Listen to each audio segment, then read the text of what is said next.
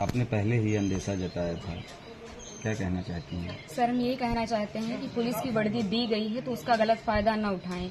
जिसके ऊपर 36 केस है उसका भी इनकाउंटर करवा देते, जिसके ऊपर एक केस है बेगुनाह है उनका भी इनकाउंटर करवा दिए हैं ये लोग।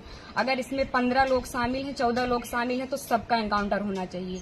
ये जो दिखाते हैं ना, ये कानून वास्तव में अंधा है, कोई इंसाफ नहीं मिल रहा है। हम लोगों के ऊपर क्या बीत रही है, हम लोगों की माँ भी नहीं है, पिता हैं हमारे बड़े भाई थे। अगर हमारे पिता कुछ हो गया तो हम लोग सारे कौन थे? हमारे भाई ही तो थे। उन लोगों ने उनका भी बेरहमी से इनकाउंटर कर दिया।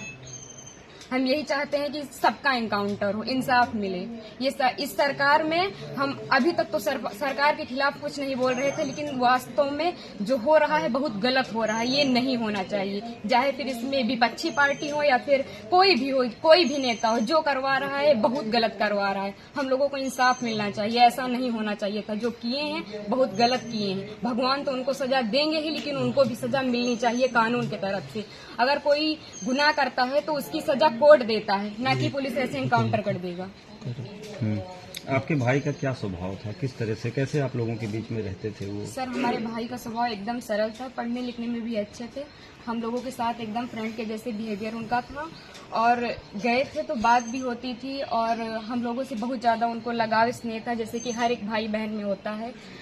और आज ये सुनने के बाद जैसे लग रहा है कि हम लोगों के जमीन पैर से एकदम खिसक गई हो।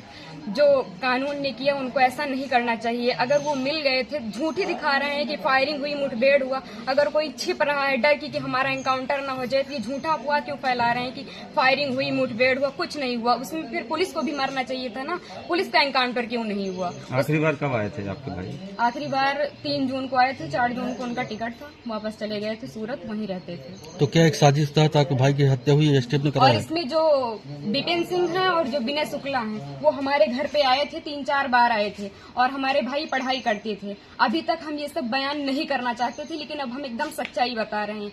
वो लोग उनको लालच देके कि ऐसा गाड़ी होगा, बंगला होगा, वगैरह वगैरह, जबकि भगवान का दिया सब कुछ हम लोगों के पास है, सब कुछ है। लेकिन फिर भी उन लोगों ने लालच दिया, और लालच में ले जाकर उनको सूरत में एक केस में फंसा दिया। उसके बाद वो थे कि नहीं थे न, ये हम लोगों को पता है।